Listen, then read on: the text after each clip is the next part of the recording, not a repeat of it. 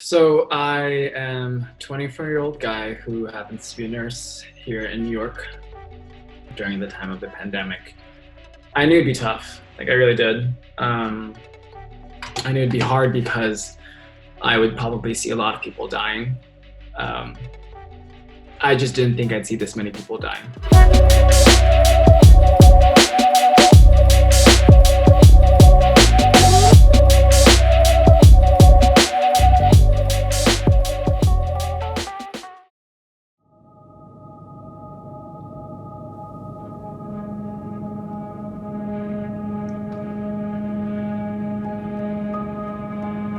Waking up in the morning is usually a feeling of dread, a little bit of panic too.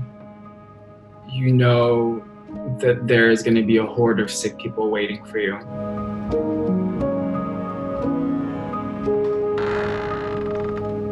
I get ready, I put on my scrubs, put on my jacket, and I hop on my bike, and it's the only form of exercise I get nowadays is biking to work. I play music in my headphones and I just try to zone out for a little bit.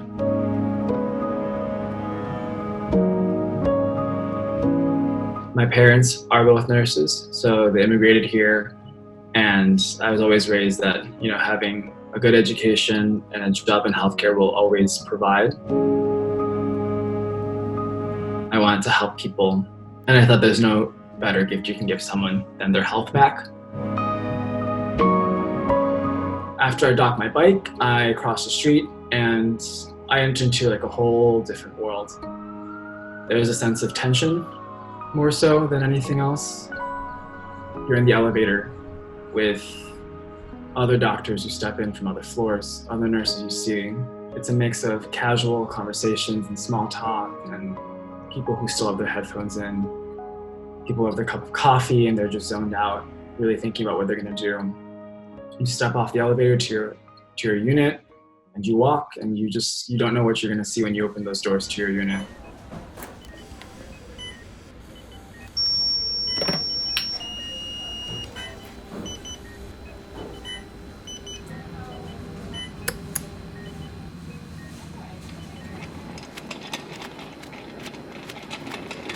So I was on break and I was about 20 minutes into my lunch when I got a text from my partner saying that I'm going to get an admission. And the admission is a doctor, so this virus really will get anyone.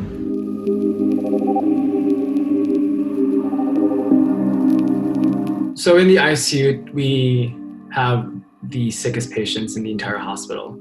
It's the highest level of care, and that's where we have multiple drips running, so multiple medications infusing into an IV. We have patients who are intubated, attached to the ventilator, needing life support, needing ventilators and blood pressure medications. And we're there to control all of that to make sure they hopefully make it out alive. When I was helping open up a COVID ICU, it was tense and it was stressful because we had an empty unit. So this is the old surgical ICU. And it has been fitted with negative pressure rooms, and it will never be this empty ever again. Empty unit, and now we are the COVID ICU, ready to get COVID patients.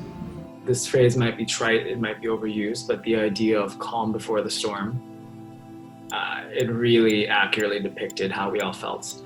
We waited, an hour and a half passed, nothing happened. And then all of a sudden they called.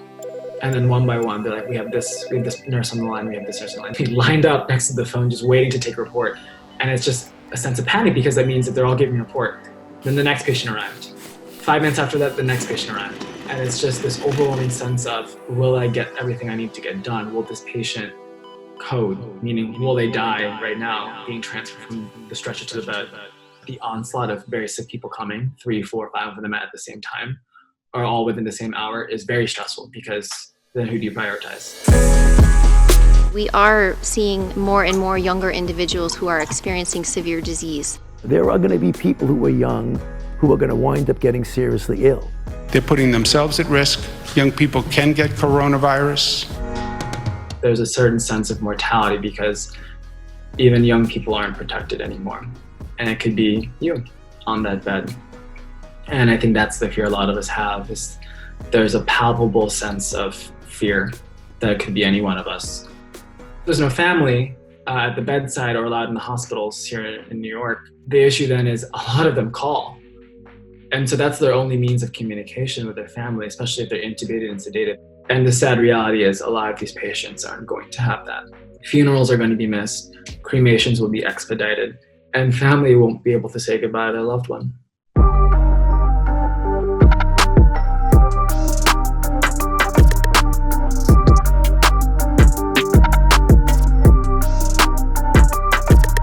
I think overall, the shortage of PPE, of personal protective equipment, across the country really is,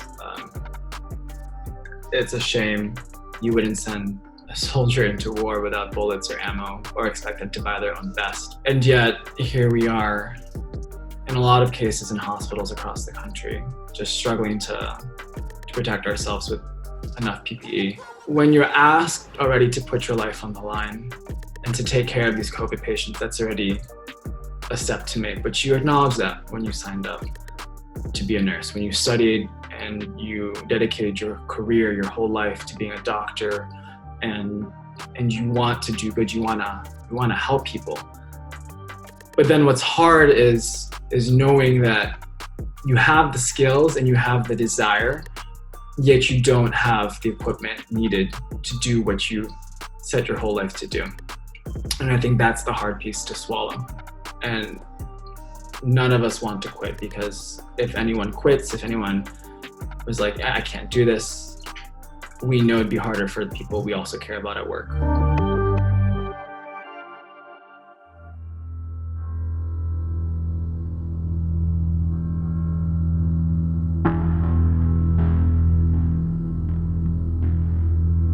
I envy whoever says that this is a hoax, because you have not experienced the death toll of this virus.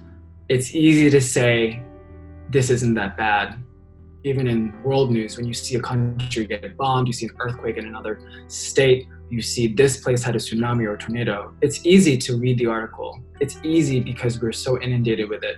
I just don't understand how people can't imagine how bad it is. If they could travel to New York now and see the streets that are empty, they could travel inside a hospital and see these people dying, if they could see the body bags, if they could see the morgue trucks that, if privacy was not an issue, if they could open them and see that these aren't clay figures or these aren't empty bags filled with stuff, with air, with cotton. These are real people's lives who probably died alone and probably died suffocating because we couldn't save them.